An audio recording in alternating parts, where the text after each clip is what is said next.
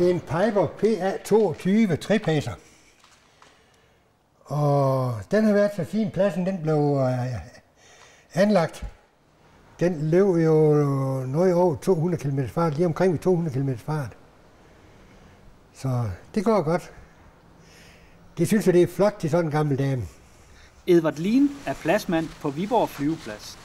Og når vi har lige passeret den først, så skal vi have både lys og sikkerhedsanordninger og brandslanger og hele tjavsen tjekket af i dag. Så skal jeg lige ind og kigge i skabet der, om vi har det der brandudstyr, der skal være på pladsen. Det er noget, vi kigger jævnligt efter. Der er jo tit et hold, der kommer ud. Gamle instruktører og mennesker, der har tid til, de kommer så tit ud og ser for deres morgenkaffe og får en slud og alt sådan noget. Jeg har købt rundstykker. Hvis du laver kaffen, så kommer vi lige om lidt. Tit og ofte, så skal det lige ud og have et vand. Hvis vejret det er godt, og solen skinner og sådan. Skal det lige ud og have en flyvetur.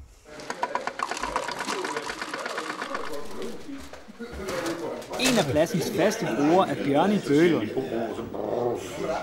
Han er mødt op på pladsen i dag for at tage sig en flyvetur.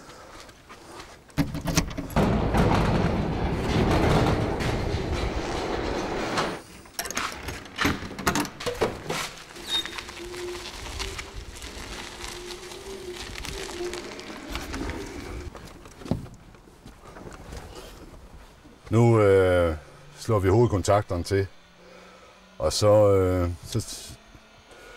går gyrene i gang. Det er dem, man kan høre, der begynder at fløjte. Og så kører vi mixturen op på Ridge, og karburatorforvarmeren af. Så er vi klar til at starte.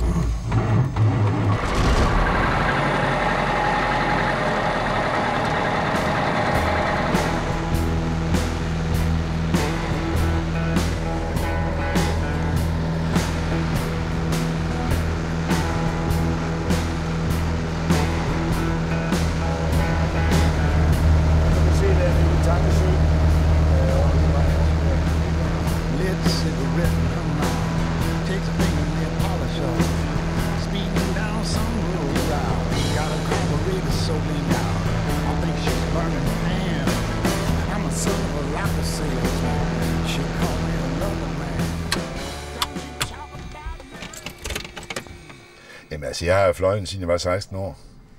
Altså, jeg startede med at svæveflyve, og jeg har altid været bidt af flyvemaskiner, og så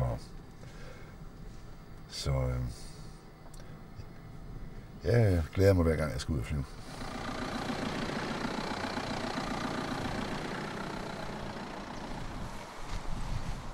Jamen, jeg tænker bare, at den er låst stadigvæk, og der ikke er skåret huller i slangerne nogen steder.